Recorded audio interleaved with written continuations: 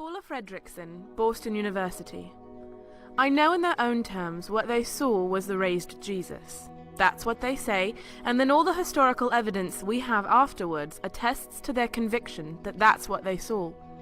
I'm not saying that they really did see the raised Jesus. I don't know what they saw. But I know that as a historian, they must have seen something.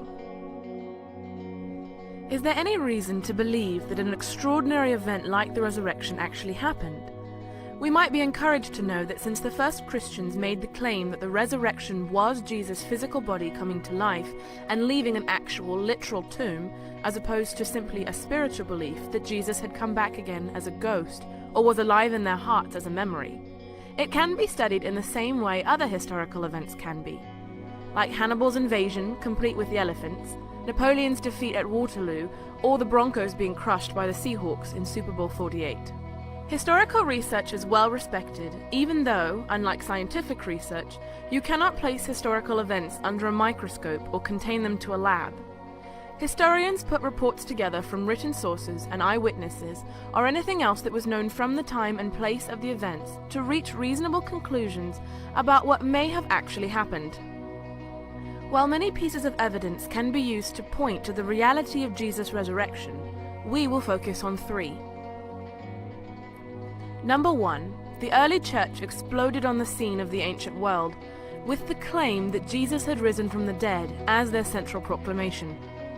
Many movements are gradual in building momentum, and when it comes to larger-than-life, legendary or miraculous characteristics claimed by these movements about their leaders, those ideas usually take decades and sometimes even centuries to develop.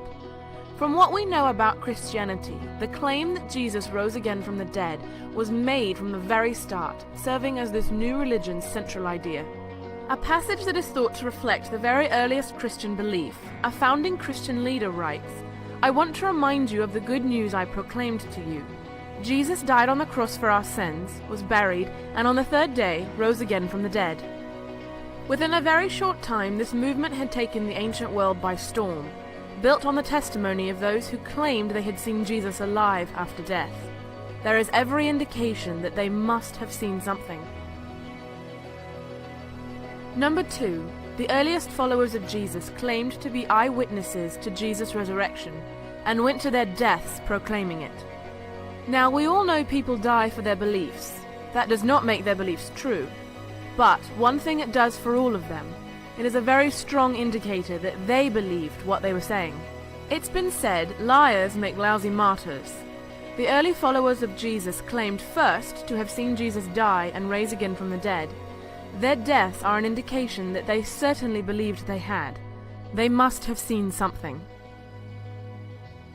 Number three, Jesus' resurrection was seen by his earliest followers and friends. But, in addition, a very unusual thing happened around the same time. Two men who were self-described skeptics, even enemies of the idea of Jesus' divinity, turned from their skepticism to claim that they had seen the resurrected Jesus. The first was Jesus' own brother James. Historians are confident that we have good information regarding James, and we know he began as a skeptic over Jesus' claims to divinity. From what we know, he appears to have thought Jesus was decidedly not the Son of God, but also that his brother was a little on the kooky side, which, if you have a brother, you may be able to relate to.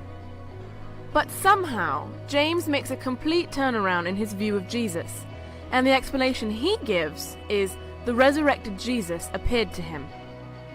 He must have seen something. Then there was a man named Saul of Tarsus.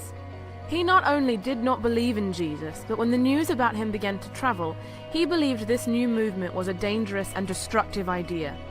He took it upon himself to oppose believers, even violently. He had people killed and put in prison just for believing in the resurrection.